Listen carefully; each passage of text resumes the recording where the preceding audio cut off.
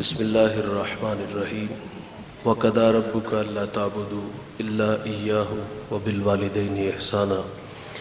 صدق اللہ العظیم۔ الصلاۃ والسلام علیک یا رسول اللہ وعلی آلک وأصحابک یا سیدی یا حبیب اللہ۔ حمد و ثنا کے بعد عزت و تکریم کے لائق تشریف فرما مقتدر علماء، معزز محتشم حاضرین، السلام علیکم ورحمۃ اللہ۔ چند باتیں آپ کے گوش گزار کر کے گفتگو سمیٹ لوں گا۔ دعا ہے اللہ حق بیان کرنے کی توفیق عطا فرمائے، قابل عمل باتوں پر ہم سب کو عمل کر کے زندگی کی راہوں کو درست کرنے کی توفیق عطا فرمائے۔ ارشاد باری تعالیٰ ہے، تیرے رب نے فیصلہ فرما دیا اللہ کے علاوہ کسی کی عبادت نہ کرو، وَبِالْوَالِدَيْنِ إِحْسَانًا، اور والدین کے ساتھ حسن سلوک سے پیش آؤ۔ اپنی عبادت کے ماں بعد ہم سے اس بات کا تقاضا کیا کہ تم والدین کے ساتھ حسن سلوک سے پیش آؤ۔ نبی رحمت صلی اللہ علیہ وسلم فرماتے ہیں، اللہ کی رضا والدین کی رضا میں ہے، اور اللہ کی ناراضگی والدین کی ناراضگی میں ہے۔ جس نے ماں باپ کو راضی رکھا اس نے اللہ کو راضی کیا، اور جس نے ماں باپ کو ناراض کیا اس نے اپنے اللہ کو ناراض کیا۔ بھائی جان، نشان لگا لیجئے گا اس بیٹے پر جو فرما بردار ہے، اور اس بیٹے پہ بھی نشان لگانا کبھی بھی نہ بھولیے گا جو نافرمان ہے۔ آپ کو دنیا میں رزلٹ ملے گا، فرما بردار بیٹا جیے گا شان سے، مرے گا ایمان سے، اور جو نالائق ہوگا، نافرمان ہوگا، خدمت سے جی چرانے والا ہوگا، وہ دنیا میں بھی ذلیل ہوگا، اور جب داور محشر جو قیامت کا منصف ہے اس کے سامنے جائے گا تو سر پر عزت کی دستار نہیں ہوگی، بلکہ ذلت و رسوائی کا سامنا کرنا پڑے گا۔ سیدھی سی بات ہے بھائی، اگر عزت سے جینا ہے تو ان بوڑھوں کی عزت کرو، اور اگر یہ روٹ کے چلے گئے تو عرش کا رحمان ہم سے ناراض ہو جائے گا۔ پرانی کہانی ہے، آج سے تقریباً 1.5 اشرہ پہلے کی۔ میں ایک سفر میں تھا تو مجھے سر راہ ایک بوڑھا ملا۔ خدا جھوٹ نہ بلائے تو اس بوڑھے کی عمر 80 برس تھی، دودھ کی طرح سفید داڑھی، ہاتھ میں عصا اور سر پہ کپڑوں کی گٹھڑی ہے، چل چلاتی کڑکتی دھوپ ہے۔ اس بوڑھے کا سارا بدن پسینے سے شرابور تھا۔ گزرتے میرے قدم رک گئے، میں نے انہیں اپنے ساتھ بٹھا لیا، اور میں نے محسوس کیا کہ یہ بوڑھا زخمی ہے، اور یہ زخم کسی پرائے نے نہیں، اپنے نے دیے ہیں۔ میری الجھی باتیں تھیں۔ میں نے پوچھا کہاں کے ارادے ہیں؟ انہوں نے مجھے منزل سے آگاہ کیا۔ میں نے گزارش کی، قریب لاری اڈا تھا، گاڑی پہ بیٹھ جاتے۔ آواز کمزور ہو گئی۔ مجھے کہتے میرے پاس کرایہ نہیں ہے، تو میں نے کہا بیٹے کو ساتھ لے لیتے۔ جب میں نے بیٹے کا کہا تو بوڑھے کا لہجہ ٹوٹ گیا، چھم چھم آنکھیں برسنے لگی، ہونٹ کپ کپانے لگے۔ مجھے رو کے کہتے مولوی صاحب آج بیٹے نے گھر سے نکال دیا ہے، والد کو نہیں بھائی، رب کی رحمتوں کو نکال دیا۔ یہ ناراض ہے تو اللہ ناراض ہے، اور اگر یہ راضی ہے تو سونا رب راضی ہے۔ آپ نے علماء سے ایک بار نہیں 1000 بار یہ واقعہ سن رکھا ہے۔ موسیٰ علیہ السلام ایک دن اللہ سے عرض کرتے، یا اللہ جنت میں میرا ہمسایہ کون ہوگا؟ تو فرمایا فلاں کسائی۔ آپ اس کا عمل ڈھونڈنے کے لیے اس کی دکان پہ آئے، اور اپنے بارے میں خبر نہیں دی کہ میں اللہ کا نبی موسیٰ علیہ السلام ہوں۔ اس کے مہمان بن کے اس کے گھر تک آئے۔ اچھا، جب یہ گھر داخل ہوئے تو ایسا نہیں ہوا کہ یہ نظریں چرا کے پیچھے حجرے میں چلا گیا ہو، عموماً جس طرح ہمارے رویے ہیں چھپا کے لے جاتے ہیں۔ دیکھیں، میں یہ نہیں کہتا کہ بھائی آپ بیوی کی خدمت نہ کرو، ضرور کرو۔ آپ کی خاطر ماں باپ، بہن بھائی، سہیلیاں چھوڑ کے آتی ہے، اس کی خدمت آپ کے کندھوں پہ ہے۔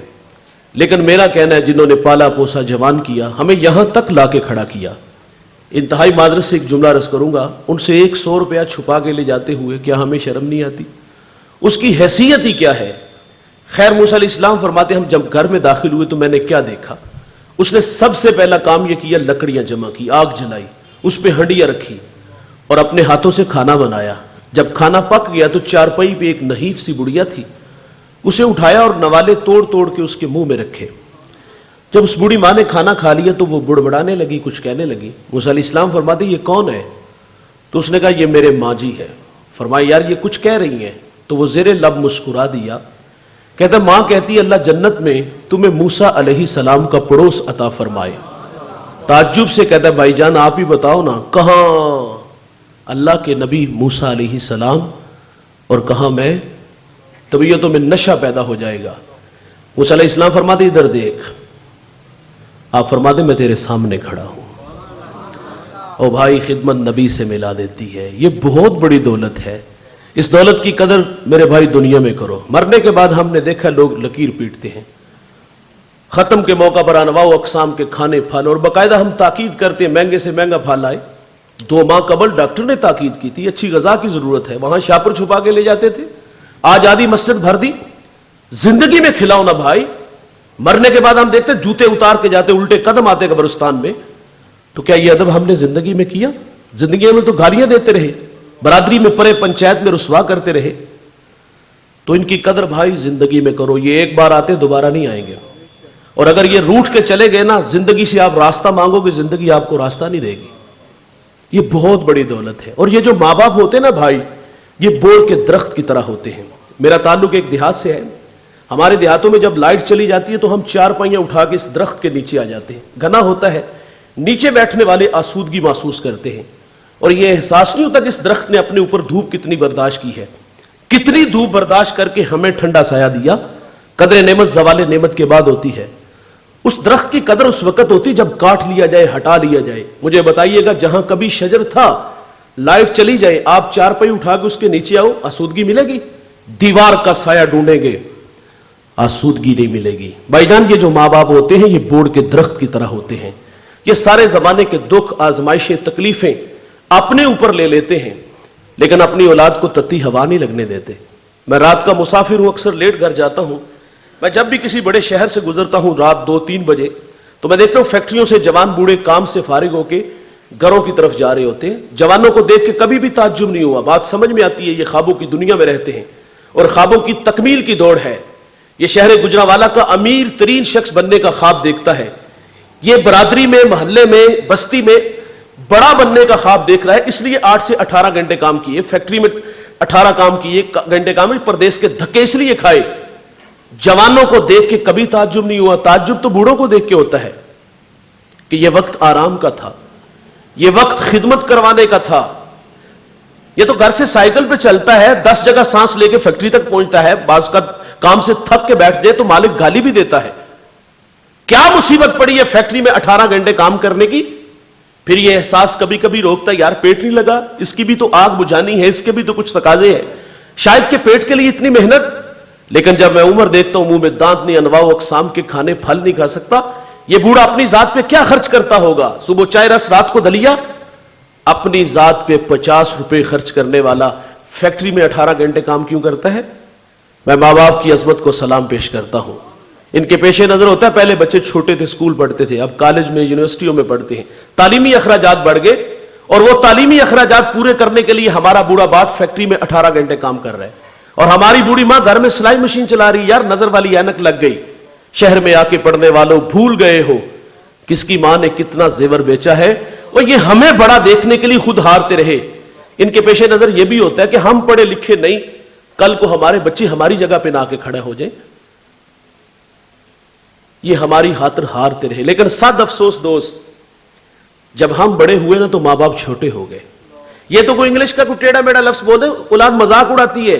ابا 4 کلاساں پڑھ لینا, گل تے کرنی ہوندی. ماضی کے اوراق پلٹو, وہ رت جگے, وہ پردیس کے دکے, وہ فیکٹریوں کے 18 گھنٹے ہمیں یاد نہیں ہے کہاں سے اٹھا کے کہاں تک لائے, اور آج کہتے ہیں کہ 4 کلاساں پڑھ لینا, گل تے کرنی ہوندی. یہ رویے ہیں. میں ایسے نالائق بیٹوں کو بھی جانتا ہوں جو ماں باپ کا تعارف کراتے بھی شرماتے ہیں. میرے دیہات کا ایک بوڑھا جوتے گانٹ گانٹ کر کے بچوں کو پڑھاتا ہے. بچے لاہور چلے گئے, یہ دیہات سے گڑ گنا سوغات لے کے بچوں سے ملنے گیا, تو اس دن اس کے دوست بھی آئے ہوئے تھے. تو یہ ملاقات کر کے باہر آنے لگا, تو کسی دوست نے کہا یہ بوڑھا کون ہے؟ تو آواز کو تھوڑا سا پست کر کے کہتا ہے یہ دیہات میں ہمارا ملازم ہے, اور ماں باپ ہماری خدمت نوکروں کی طرح کرتی ہے. लेकिन नकम्मी औलाद को तो नौकर नहीं समझना चाहिए। और भाईजान माजरत से कहूंगा, आप बहुत बड़े अलामा साहब हो, बहुत बड़े मुफ्ती साहब हो, बहुत बड़े पीर साहब हो, बहुत बड़े सियासतदान हो, बहुत बड़े सरमायादार हो, जब घर आओ तो ये सारे स्टार उतार के आया करो। जब घर आओ तो वही 25 साल पुराना बबलू जो मां प्यार से हमें पप्पू कहती थी वो बन के आया करो। लेकिन हम घर में भी आते हैं तो बड़े बन के आए हैं। इमाम आजम कितना कादावर शख्स है यार, शहर का सबसे बड़ा मुफ्ती है। मां बेटे से कहती बेटा सवारी तैयार करो, मैंने फलां बूढ़े आलिम से मसला पूछना है। ये नहीं कहते मां सवाल करो जवाब मिलेगा, दलाइल के अंबार लगाऊंगा, तशफ़ी हुई तो ठीक। ये भी नहीं कहते मां वो उम्र में बड़े हैं लेकिन इल्मी कद तेरे बेटे का बड़ा है, वो खुद मुझसे इस्लाह चाहते हैं। और भाई ये भी नहीं कहते मां उनके पास जाने से तेरे बेटे की तौकीर कम होगी। भोले बाले बन जाते, सवारी तैयार करते, मां को बिठाते, नुकेल पकड़ते उस आलिम के दरवाजे पर चले जाते और फरमाते हजरत मेरी मां ने आपसे कोई मसला पूछना है, जरा इनकी तशफ़ी फरमा दीजिए। अगर सवाल का जवाब ना आता तो इमाम आजम आहिस्ता आवाज में सवाल का जवाब बताते और फरमाते थोड़ी सी ऊंची आवाज में मेरी मां को यह मसला बयान कर दो। और इनके पास बड़ा बन के ना जाओ भाई, इनके पास छोटा बन के जाओ। और जिन्होंने मां बाप की कदर की ना दोस्त, उनकी कदरें आज भी बहाल है। मेरे नबी यमन की तरफ मुंह करते हैं, कमीज के बटन खोलते हैं और लंबे लंबे सांस लेते हैं और क्या फरमाते, इन्नी ला अजिदु रिहर रहमान, मुझे यमन की तरफ से यार की खुशबू आती है। जानते हो वहां कौन था? हजरत अवैस करनी रदी अल्लाह तआला अन्हु। यार सारी जिंदगी हुजूर से मुलाकात नहीं कर सके, शर्फ सहाबियत से मुमताज नहीं हो सके, उन्होंने खैरुत ताबईन का लकब आया। ये एजाज मिला कैसे? मां थी, आंखों से नाबीना थी, पीछे कोई खिदमत वाला नहीं था, खिदमत रोक लेती है। मेरे नबी साहबा से फरमाते तुम्हें जब कभी अवैस मिले ना तो उससे कहना कि मेरी उम्मत की मगफरत की दुआ करना। और जो बेटे फरमा बरदार होते हैं वो मुस्तजाबुद्दावात बनते हैं। खिदमत से रब मिलता है भाई। बायजीद बुस्तामी तसव्वुफ का एक बहुत बड़ा इमाम गुजरा है। एक दिन वालिदा से कहा मां अगर आप नाराज ना हो तो एक आरजू है कि अल्लाह को राजी कर लूं। हसीनों के ख्वाब नहीं देखे कि मां को नाराज किया। मां से रुखसत इस बात की लेने आए कि मैंने अल्लाह को राजी करना। मैंने कहा बेटा शौक से जाओ। फरमाते जंगलों में, बयाबानों में, वीरानों में, गारों की तन्हाइयों में उसके नाम की माला झपी। 12 साल बुस्तान के जंगलों में तड़पने वाला, उसकी याद में, उसकी तलब में तड़पने वाला 12 साल बाद सफर में था तो सरे राह घर आया। फरमाते जी चाहा कि मां की कदम बोसी करता चलूं। सर्दियों की ठिठुरती रातें दोस्त, फरमाते दस्तक देने लगा तो आवाज आई बायजीद अगर सुख नहीं ना दिया तो दुख भी ना दो, ये वक्त आराम का है। ये आवाज किसी हमसाये ने दी थी, ये आवाज किसी फरिश्ते की थी? और नहीं भाई, ये जमीर की आवाज थी। फरमाते इस एहसास ने रोक लिया कि मां जब बेदार होगी कदम चूम के मंजिल की तरफ बढ़ूंगा। फरमाते तहज्जुद के वक्त मां बेदार हुई, नाली से पानी बाहर आया, मैं जान गया कि मां नमाज के लिए खड़ी होने लगी। फरमाते मैंने दस्तक दी, अंदर से आवाज आती बेटा बायजीद ठहरो मैं आ रही हूं। फरमाते मां ने दरवाजा खोला, मेरी हालत को देखा, तन पे पैरहन फटा था, एड़ियां भी फटी थी और दाढ़ी में राह कटी थी। मुझे मेरी मां ने देखा, कलेजा पसीज आया और यूं हाथ उठा लिए और कहा अल्लाह मैंने बायजीद को तेरी राहों में भेजा था, तूने अभी तक इसको अपना कुरब नहीं अता किया। बायजीद कहते वल्लाह ये मां के मीठे बोल थे, मेरी एक तसव्वुफ की मंजिल जो चिल्लों और मुराकबों से भी हल नहीं हो रही थी। फरमाते मां के हाथ उठने की देर थी कि मेरी रुकी हुई मंजिल उसी वक्त हल हो गई। फरमाते अल्लाह मैं तुझे जंगलों से ढूंढ रहा हूं, तू तो मेरी मां के पास रहता है। और भाई जिसने जो पाया है खिदमत से पाया है। मैंने इब्ने कसीर में पिछली उम्मतों का तस्करा पढ़ा। एक बूढ़ा 4 बेटे रखता था और बूढ़ा खुद जिंदगी मौत से लड़ने लगा। वो औलाद का वालिदैन के साथ राब्ता उतनी देर तक रहता है जब तक हम अपने वालिदैन से अपनी जरूरियात पूरी करते हैं। जब खुद कफील होते हैं, कमाने के काबिल होते हैं, पर पुर्जे निकालते हैं, तो फिर वालिदैन से औलाद का राब्ता तकरीबन खत्म ही हो जाता है। माँ बाप बूढ़े हो जाएं, काम करने के काबिल ना रहे, बुढ़ापे के साथ बीमारी आ जाए, खुद वॉशरूम तक ना जा सके तो कितना मुश्किल है। आप अक्सर बूढ़ों से सुनते हैं ना, कहते अल्लाह चलता फिरदा ही ले जाए। हुजूर ने अचानक मौत से पनाह मांगी है क्योंकि अचानक मौत में बंदे को तौबा की तौफीक नहीं मिलती। लेकिन उन बूढ़ों ने अपने दोस्तों को तड़पते देखा, उसने अपने भाई को चारपाई पे तड़पते देखा था, तो वो कहते कि या अल्लाह मुन्नू चलदा फिरदी ले जाए, इस औलाद के हथे ना चढ़ी। तो ये राब्ता उतनी देर तक रखते हैं जब तक मां बाप कमाने के काबिल, खिलाने के काबिल होते हैं। खैर वो बूढ़ा 4 बेटे रखता है। एक छोटा था जो सबसे छोटा है, उसने भाइयों को जमा किया, उसने कहा वालिद को खिदमत की जरूरत है। अजीब सा फैसला है, अगर बाप की खिदमत मैं करूं तो वरासत से मुझे कुछ नहीं मिलेगा और अगर आप करोगे तो आपको नहीं मिलेगा। तीनों ने नजरें मिलाई, दौलत के भूखे थे, दौलत ले उड़े और इसकी आरजू थी कि मैं अपने वालिद की खिदमत करूं। और इसने फिर तादमे आखिर جب تک باپ زندہ رہا خدمت کی. ہمارے دیہاتوں میں جب ہمارے بوڑھے راضی ہوتے تو جملہ بولتے ہیں, یقین جانو ساری زندگی اس کا نشہ نہیں اترتا. اور میں اکثر یہ بات کہا کرتا ہوں, بھائی مرنے سے پہلے اپنے ماں باپ سے, اپنے عمل اور رویے سے یہ جملہ کہلوا کے جائیے گا. ہمارے جب بوڑھے راضی ہوتے تو کیا کہتے, جا پتر تینو ستی خیرانے. وہ اس حال میں دنیا سے گیا کہ بیٹے پہ راضی تھا. اللہ اکبر. دولت کے بھوکے دولت لے اڑے, یہ غربت کی لکیر پہ کھڑا ہے. ایک شب سویا, خواب میں ایک اللہ والے کی زیارت ہوئی. اس نے کہا فلاں شجر کے نیچے 100 درہم پڑا ہے, اٹھاؤ لے آؤ. سوال کی اس میں برکت ہے, کہا برکت نہیں ہے, کیونکہ کثرت اور برکت میں فرق ہے, کثرت اور برکت اور ہے. دوسرے دن پھر خواب میں ملے, کہا وہاں 10 درہم پڑے ہیں, کہا برکت نہیں. تیسرے دن پھر ملاقات ہوئی, کہا وہاں 1 درہم پڑا ہے, کہا اس میں برکت, کہا وہاں اس میں برکت ہے. درہم اٹھایا, بازار گیا, وہاں ایک دکاندار آوازیں دے رہا تھا. 1 درہم میں 2 مچھلیاں گھر لایا, پیٹ چاک کیے, 2 قیمتی موتی نکلے. موتی لے کے بازار آیا, سنار کو دکھایا. وہ بلا زمانہ تھا, آج تو لوگ دا لگا لیتے ہیں. اس نے کہا پورے بازار میں اس کی کوئی قیمت نہیں ادا کر سکتا. بات سے وقت تک پہنچی. اس نے جواہری بلائے, ایک موتی کی قیمت کیا طے پائی, 10,000 درہم, 20,000, 25,000, اور نہیں بھائی 30 خچر, ان پہ جتنا سونا لاد لیا جائے. سونا اٹھا کے گھر لے آیا. بادشاہ نے دوبارہ طلب کیا, کہا اور رکھتے ہو, کہا رکھتا ہوں, کہا بیچتے ہو, کہا بیچتا ہوں, کہا قیمت, کہا اب ڈبل لوں گا. 60 خچر ان پہ سونا لاد کے لے آیا. یقیناً بادشاہ کے بعد اس شہر کا سب سے امیر ترین شخص وہ ٹھہرا. کون بھائی, جس نے اپنے بوڑھے باپ کی. اور یہ دولت ہی سب کچھ نہیں ہوتی بھائی, اور یہ ٹگئی سب کچھ نہیں ہوتے. ماں باپ بہت بڑی دولت ہے, لیکن اس دولت کی قدر ہم نے دیکھی بڑھاپے میں. جب وراثت تقسیم ہوتی ہے نا, تو بھائی گلا کاٹ دیتے 1 انچ پہ. بچپن میں جھگڑا ہوتا تھا نا, ماں میری ہے باپ میرا ہے, اور یہ کتنا خوبصورت جھگڑا, کاش کے بڑھاپے میں بھی ہوتا. لیکن یہ بڑھاپے میں جھگڑا نہ ہوا, بڑھاپے میں جھگڑا نہیں ہوا, بلکہ وراثت پہ جھگڑا ہوا. اچھا, جب بوڑھے ماں باپ کی باری آتی تو پھر تماشا دیکھنے والا ہوتا ہے. ہر بیٹا نظریں چرا رہا ہے. کوئی کہتا ہے گھر چھوٹا ہے, کوئی کہتا ہے میرے خرچے زیادہ ہیں. اللہ اکبر, کتنی گھٹیا بات ہے یار, میرے خرچے زیادہ ہیں. ہم ماضی کی طرف پلٹ کے دیکھیں, 6 بھائی تھے, اکیلا کمانے والا تھا. تمہاری ماں سے مشورہ تو نہیں کہ 4 کو دارالامان میں چھوڑ آتے ہیں اور 2 کی اچھی خدمت کر لیتے ہیں, ایک جیسا کھانا دیا, ایک جیسا لباس دیا, ہمارے سٹیٹس کا بھی خیال رکھا, کہاں سے اٹھا کے کہاں لانے والے. اور آج بچے کیا کہتے ہیں, خرچے زیادہ ہیں. اور کچھ نالائق تو ایسے بھی ہیں بھائی, وہ کہتے ہیں یہ بوڑھا کھانستا ہے تو میرے بچوں کی نیند خراب ہوتی ہے. کمرے سے برآمدے تک بوڑھے آئے, دھکوں کی نظر بوڑھے ہوئے. مقافات عمل ہے بھائی, جیسا کریں گے پھر آنے والے کل میں اپنی اولاد سے بھگتنا پڑے گا. تو ماں باپ بڑی دولت ہے یار, اگر یہ ناراض ہوئے تو اللہ ہمیں کبھی بھی معاف نہیں کرے گا. الا انبئکم باکبر الکبائر, میرے نبی نے فرمایا صحابہ میں تمہیں بڑے بڑے گناہوں کی خبر نہ دوں. عرض کیا کہ ارشاد فرمائیے, فرمایا الاشراک باللہ, اللہ کے ساتھ کسی کو شریک ٹھہرانا, وعقوق الوالدین, والدین کی نافرمانی کرنا. بڑے گناہوں میں دوست ایک گناہ ماں باپ کی نافرمانی ہے. باب الفت میں یہ روایت موجود ہے, میرے نبی فرماتے جب میری امت میں 15 بری خصلتیں آ جائیں گی, ریحن حمراء, امت انتظار کرے سرخ آندھیوں کا, وزلزلات, زلزلوں کا, انہیں زمین میں دنسا دیا جائے گا اور آسمان سے بھی تابڑ توڑ حملے ہوں گے. وہ 15 بری خصلتیں کون کون سی ہیں؟ فرمایا عزت تو خزل فیع دولا, فرمایا جب حکمران طبقہ سرکاری خزانے کو دونوں ہاتھوں سے لوٹنا شروع کر دے گا. ول امانت مغنمن, جس کے پاس امانت رکھی جائے گی ذاتی مال سمجھ کے ہڑپ کر جائے گا. والزکات مغرمن, مالدار لوگ زکات دینا چھوڑ دیں گے. وتولب لغیر الدین, علماء دین دنیا کے طلبگار بن جائیں گے. واطاع رجل امرأته, آدمی بیویوں کے فرما بردار ہوں گے.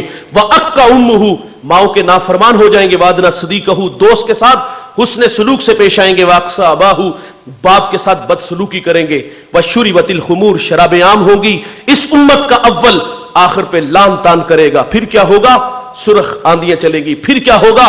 زلزلے آئیں گے. پھر کیا ہوگا؟ زمین میں دنسا دیا جائے گا. پھر کیا ہوگا؟ آسمان سے یالا باری ہوگی. کب جوانوں؟ جب ماں باپ اولاد کے رویوں سے دکھی اور نالا ہوں گے. پھر رحمت خداوندی اس قوم کے بیٹوں سے ناراض ہو جائے گی, اور ناراضگی کا اظہار کبھی سرخ آندیاں, کبھی زلزلے, کبھی زمین میں اور کبھی آسمان سے حملے ہوں گے. جب ماں باپ دکھی ہوں گے تو خدا ناراض ہو جائے گا. ایک صحابی نے حضور سے عرض کیا, حضور قیامت کب آئے گی, کوئی نشانی ارشاد فرمائیے. تو میرے نبی فرماتے جب مائیں ذلیل ہو جائیں گی. یہ گھر گھر کی کہانی ہے دوست. میرے ایک ملنے والے ہیں, ملاقات ہوئی, میں نے آپ دیدہ دیکھا, میں نے کہا خیریت, تو پھونٹ پھونٹ کے رونے لگے. کچھ آنسو تھمے تو میں نے پھر پوچھ لیا کچھ بتائیں تو صحیح. مجھے کہتی آج بیٹے نے منہ پہ تھپڑ مارا ہے. میرا ہاتھ پکڑ کے سر پہ رکھا, یقین جانیے گا قریب تھا کہ پھٹ ہی جاتا.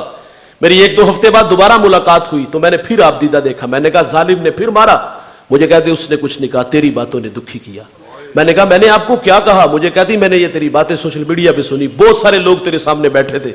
مجھے کہتے میرا دل ڈوبنے لگا, خوف کھانے لگا, اتنے لوگوں میں سے کسی نے میرے بیٹے کو بد دعا نہ دی ہو. میں نے کہا ظالم تو تھپڑ مارتا ہے اور وہ تیری زندگی کی بھیک مانگتی ہے. جب مائیں ذلیل ہو جائیں گی تو خدا ناراض ہو جائے گا. مجھے جنوبی پنجاب سے ایک صاحب نے کال کی, کہتا مولانا آپ سے مشورہ کرنا ہے اور میری کہانی سنیے گا. کہتا جوانی میں ماں بیوہ ہوئی اور اکیلا ہوں, کوئی بہن بھائی نہیں. اس بات کا احساس ہے کہ ماں نے بڑی محنت سے مجھے پالا پوسا بڑا کیا. شادی شدہ ہوا, گھر میں نو ساس کا جھگڑا ہے. جو میں دیکھتا ہوں اس میں ماں کا قصور زیادہ ہے. آپ مجھے مشورہ دو میں کیا کروں. میں نے کہا درگزر. گھر والی کو بھی سمجھا, جس طرح پیچھے ماں چھوڑ کے آئی, یہ بھی تو بوڑھی ماں ہے, بڑھاپا تو خود امتحان ہے. میں نے کہا کوئی اور بھائی نہیں کہ میں مشورہ دوں کہ اس کے پاس چلی جائے. تو مجھے کہتا ہے مولانا کیا میرے ذہن میں ایک ترکیب آئی ہے, میں اپنی ماں کا نکاح نہ کر دوں. میں نے کہا تیری ماں کی عمر کتنی؟ کہتا ہے 60 سال. میں نے کہا ظالم, جوانی تو تیرے نام لگا دی. جب اسے سہارے کی ضرورت تھی تجھے سہارا سمجھا اور آج تو اس کو گھر سے نکال رہا ہے. اور بھائی ان کی خدمت کرو, اللہ راضی ہوگا. اگر ان کی آنکھوں میں آنسو ہماری وجہ سے آئے نا تو عرش کے رحمان ہمیں کبھی بھی معاف نہیں کرے گا. میرے نبی امت کو تعلیم دیتے ہیں جنت تمہاری ماں کے قدموں تلے ہے, اور پھر عمل رسول اللہ صلی اللہ علیہ وسلم ہمیں کر کے بھی دکھاتے ہیں. آپ مصلی امامت پہ کھڑے ہیں اور تا حد نظر اصحاب ہیں, حضور کی آنکھوں میں آنسو آ گئے. ماں یاد آ گئی. بھائی یہ مکی دور نہیں, یہ مدنی دور ہے. یہاں آداب کی آیتیں بھی اتر چکی ہے, یہاں صحابہ کتار اندر کتار کھڑے ہیں. بھائی جان جس نے دکھوں کا دور دیکھا ہو نا, خوشحالی آئے تو انسان آرزو ضرور کرتا ہے, کاش کہ آج میرے ماں باپ ہوتے تو میرے سر پر دستار, عزت کی دستار بھی دیکھتے.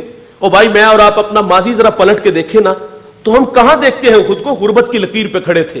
ایک وقت کا ہوتا تھا, ایک وقت کا ہوتا نہیں تھا. اچار سے روٹی کھا لیتے تھے, گنڈے سے کھا لیتے تھے بھائی, اور لسی میں نمک مرچ ڈال کے اس سے روٹی کھا لیتے تھے. غربت کا زمانہ یاد آتا ہے. آج دسترخوان پہ انواع و اقسام کے کھانے پھل ہے. یار دل نہیں کرتا آج ماں ہوتی, آج باپ ہوتا تو یہ بہار بھی دیکھتے. اور کبھی پاس بھائی جان, کبھی کوئی گلی محلے میں نہیں جانتا تھا, رشتہ دار ہی نہیں پہچانتے تھے. ویسے بھی غریب کا رشتہ دار ہوتا بھی کوئی نہیں. غریب تو بیچارہ کسی کو کال کر رہے ہیں, چچا کے بیٹے کو یا تائے کے بیٹے کو, پھپھو کے بیٹے کو, تو وہ نواب کا بیٹا کال نہیں ریسیو کرتا. کیوں؟ وہ کہتا کہیں قرض نہ مانگ لے, قرض دے دیے تو واپس کیسے کرے گا. اور یار غریب خوددار بھی بڑے ہوتے ہیں, ہاتھ پہ لانا توہین جسم ہے. وہ تو رشتوں کی قدریں جانتا تھا کہ وہ میرے چچا کا بیٹا ہے, لیکن اسے کیا خبر, وہ بولا بالا تھا نا, غربت کی لکیر پہ تھا. لیکن دولت آئی تو رشتے بدل گئے, دولت آئی تو رویے بدل گئے. غریب کا تو رشتہ دار بھی کوئی نہیں نہ ہوتا. آج غربت کی لکیر پہ بندہ یاد آتا یار آج پوری دنیا میں شہرت ہے, کاش کے ماں باپ ہوتے تو یہ بہار بھی دیکھتے. اور کبھی پاس سائیکل نہیں ہوتا تھا یار, آج جہازوں کے سفر ہے, آج دوڑتی گاڑیاں, فلک بوس عمارتیں, بنگلے, پلازے ہیں. انسان آرزو نہیں کرتا کاش کے میرے ماں باپ ہوتے تو یہ بہار دیکھتے. میرے ایک دوست نے گاڑی لی, میں نے مبارکباد دی, بے اختیار آنکھوں میں آنسو تھے. میں نے کہا کاشف یہ خوشی کی ہے یا ماضی کی تلخیاں؟ مجھے کہتا ہے ایک زمانہ تھا کہ ماں بیمار ہو گئی اور میرے پاس اتنے پیسے نہیں تھے کہ میں ماں کو گاڑی پہ بٹھا کے ہاسپٹل لے جاتا.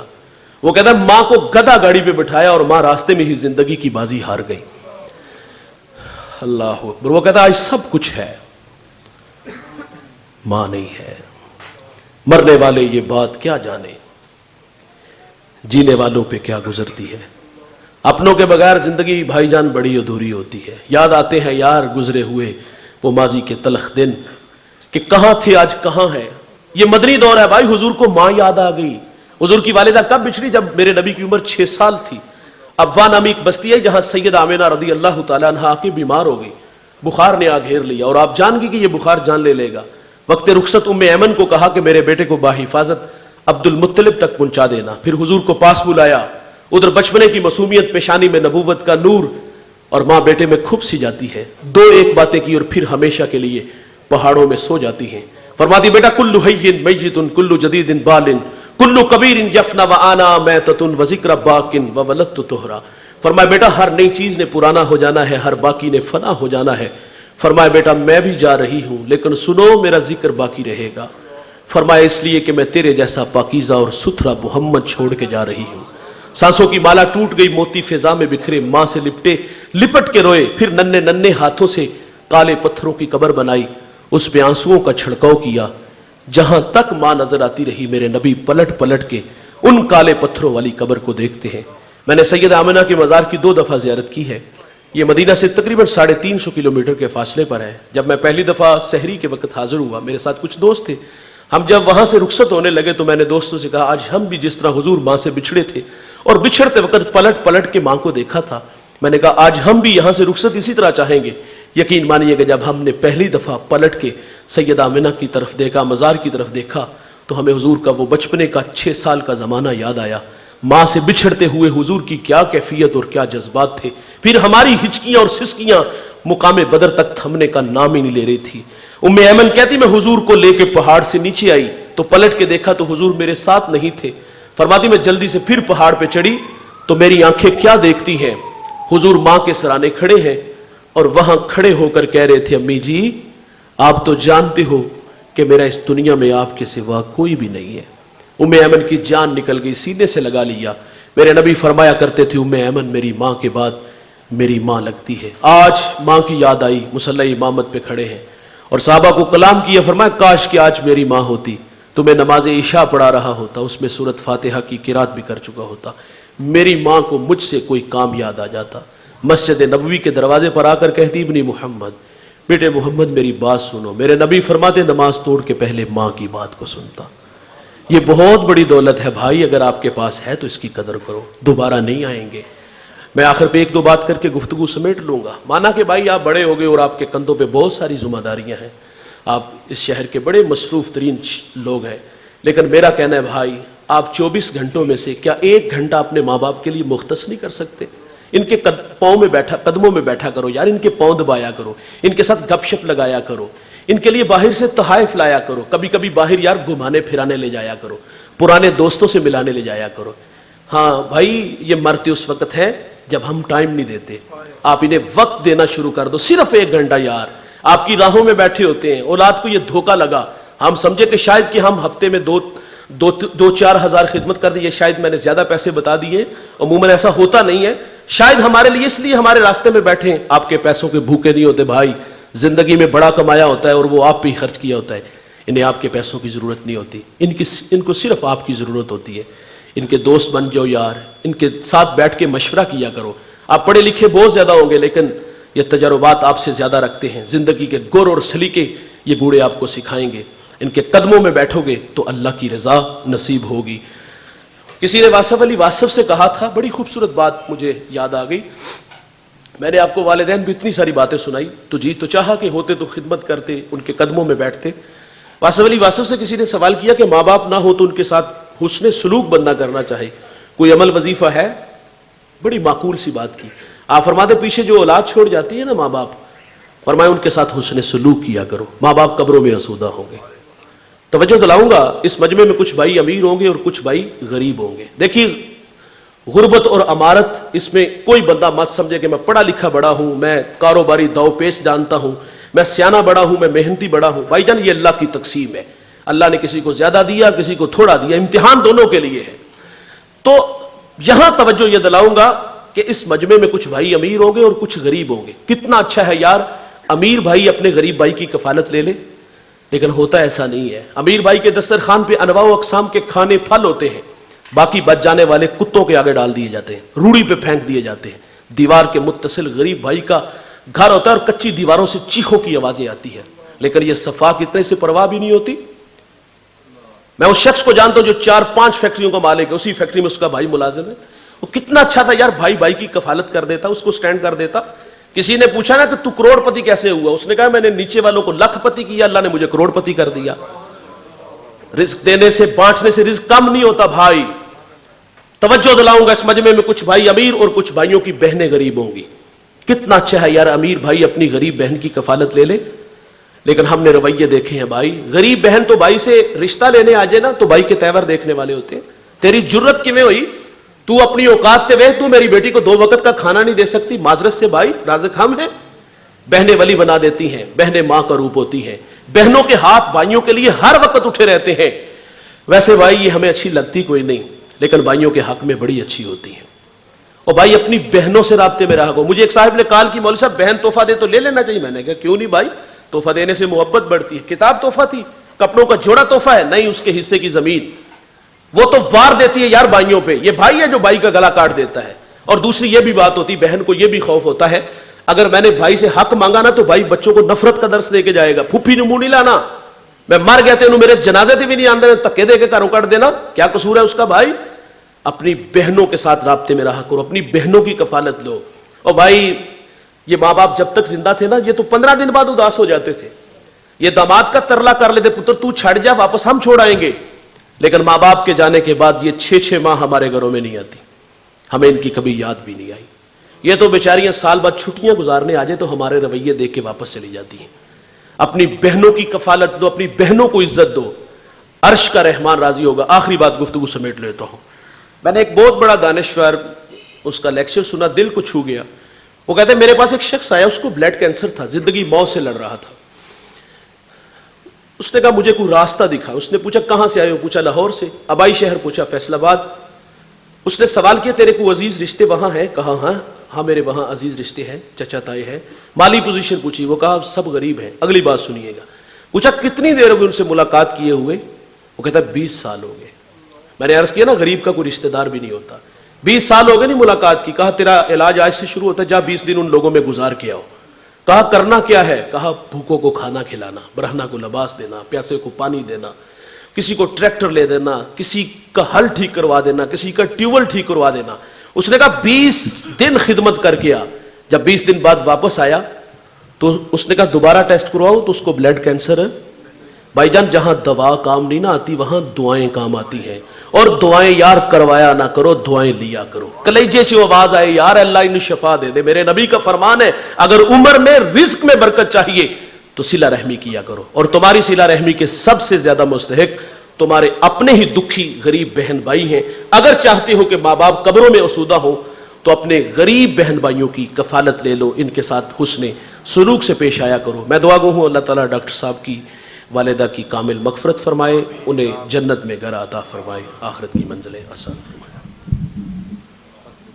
الله الرحمن الرحيم قل يا أيها الكافرون لا أعبد ما تعبدون ولا أنتم عابدون ما أعبد ولا أنا عابد ما عبدتم ولا أنتم عابدون ما أعبد لكم دينكم ولي دين بسم الله الرحمن الرحيم قل هو الله أحد الله الصمد لم يلد ولم يولد ولم يكن له كفوا أحد بسم الله الرحمن الرحيم قل هو الله أحد الله الصمد لم يلد ولم يولد ولم يكن له كفوا أحد بسم الله الرحمن الرحيم قل هو الله أحد الله الصمد لم يلد ولم يولد ولم يكن له كفوا أحد بسم الله الرحمن الرحيم قل أعوذ برب الفلق من شر ما خلق ومن شر غاسق إذا وقب ومن شر النفاثات في العقد ومن شر حاسد إذا حسد بسم الله الرحمن الرحيم قل أعوذ برب الناس ملك الناس إله الناس من شر الوسواس الخناس الذي يوسوس في صدور الناس من الجنة والناس بسم الله الرحمن الرحيم الحمد لله رب العالمين الرحمن الرحيم مالك يوم الدين إياك نعبد وإياك نستعين اهدنا الصراط المستقيم صراط الذين أنعمت عليهم غير المغضوب عليهم ولا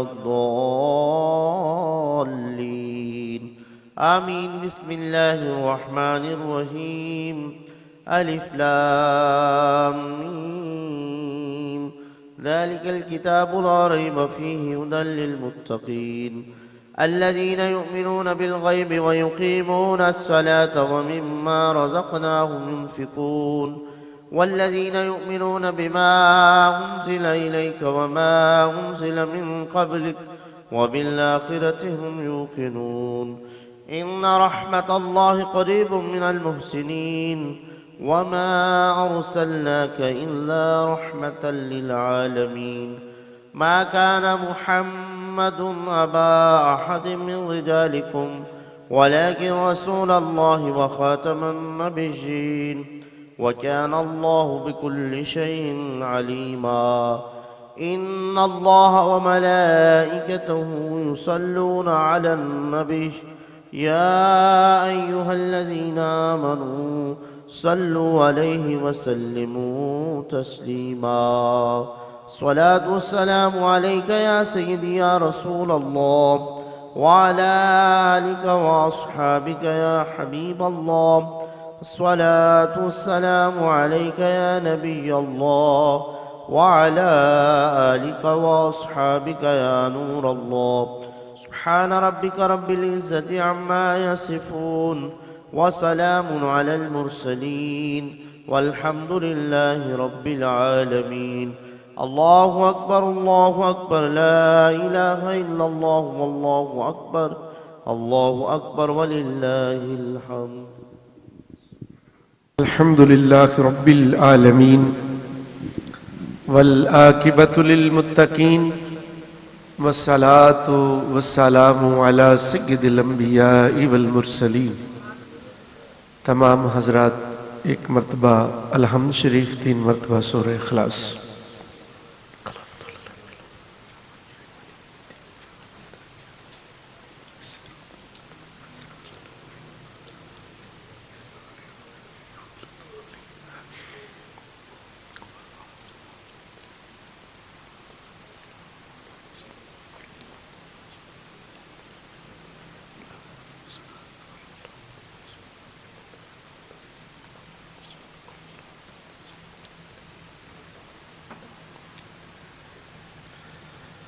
اللہم صلی علی سیدنا و مولانا محمد وبارک وسلم وصلی علیہ.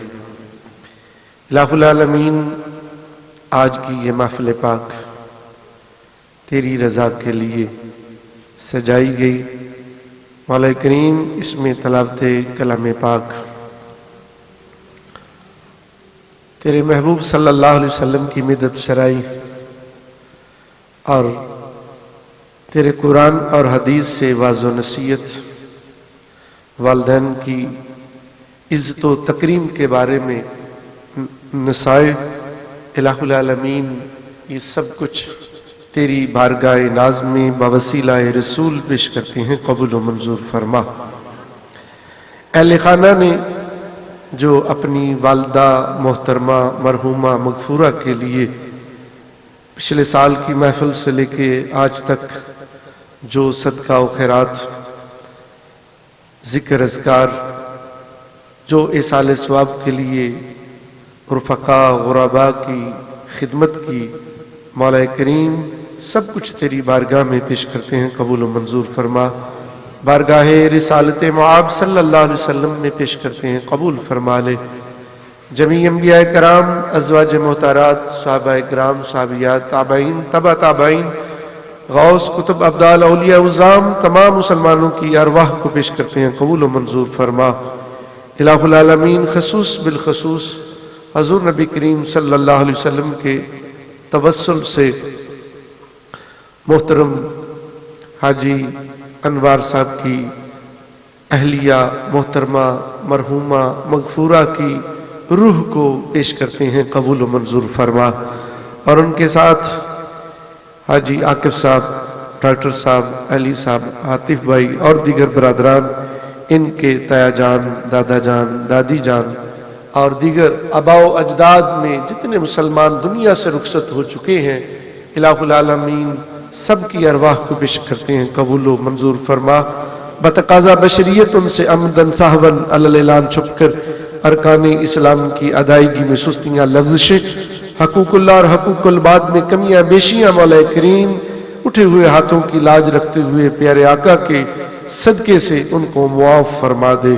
ان کا سفر آخرت آسان کر دے. ان کی قبروں کو بقائے نور بنا دے. الہ العالمین ان سب کو حشر کی سختیوں سے محفوظ فرمانا. ان صراط سے بآسانی گزار دینا. نامہ اعمال دائیں ہاتھ میں تھما دینا. میزان میں نیکیوں کا پلڑا باری فرما دینا. شفاعت رسول کا مستحق بنا کے جنت الفردوس میں اعلیٰ مقام عطا فرما.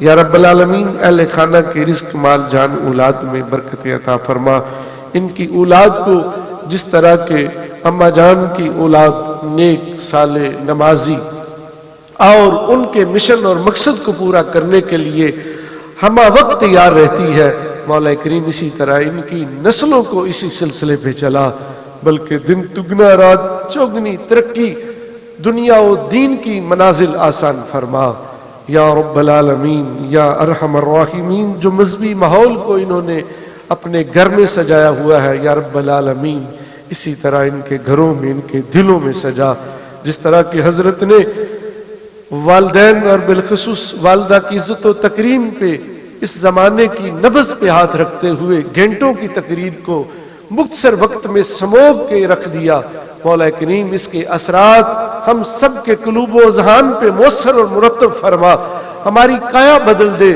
اور بدلتے زمانے کے حالات سے بچتے ہوئے ہمیں دین کی جو اچھائیاں ہیں اور حقیقت ہے اس سے آشنائی فرما یا رب العالمین یا ارحم الراحمین۔ حضرت کی گفتگو کو جو ان کے مقاصد ہیں باری تعالیٰ ان کے اثرات عطا فرما یا رب العالمین یا ارحم الراحمین۔ جتنے حضرات اس محفل میں شریک ہوئے، جو بھی دل میں دعا تمنا خواہش لیے بیٹھے ہیں، تمام کی دلی مرادیں پوری فرما۔ جو مسلمان بیمار ہیں، ہمارے پڑوس اسپتالوں میں جتنے مریض ہیں، سب کو صحت کاملہ عاجلہ عطا فرما۔ جو مسلمان کسی مشکل میں مشقت میں ہے، سفر میں ہے، قید میں ہے، کسی ظالم کے ظلم کے نشانے پہ ہے، اپنے بچے بچیوں کے بارے میں پریشان ہے، باری تعالیٰ ان کے لیے اچھے اسباب میسر فرما، ان کے دکھوں کا مداوع فرما یا رب العالمین۔ جو دنیا سے رخصت ہو گئے ان کی بخشش و مغفرت فرما، ہمارے وطن عزیز پاکستان کو اندرونی بیرونی خطرات سے محفوظ فرما، ہمارے مظلوم مسلمانوں کی غیبی مدد فرما یا رب العالمین یا ارحم الراحمین۔ اہل خانہ کے عزیز نعیم صاحب بیمار ہیں، باری تعالیٰ ان کو شفائے کلی عطا فرما، جسمانی روحانی صحت یابی عطا فرما، ہمارے مظلوم مسلمانوں کی مدد فرما، مسلم امہ کو جسد واحد کی طرح کر دے، ہماری دعا کو قبول فرما دے۔ ہماری آج کی اس نشست میں کسی کی غلطی خطا ہو گئی ہو، لفظی خطا ہو گئی ہو، مولا کریم قلبی نیتی سب سے درگزر فرما، اپنے کرم کی بارش فرما، اپنے محبوب کی محبت عطا فرما، اپنی اولاد کی نسلوں کی تربیت کی توفیق عطا فرما، اس کوشش میں اپنی مدد شامل حال فرما۔ ربنا تقبل منا انك انت السميع العليم وتب علينا انك انت التواب الرحيم وصلى الله تعالى على خير خلقه محمد وعلى آله وصحبه اجمعين برحمتك يا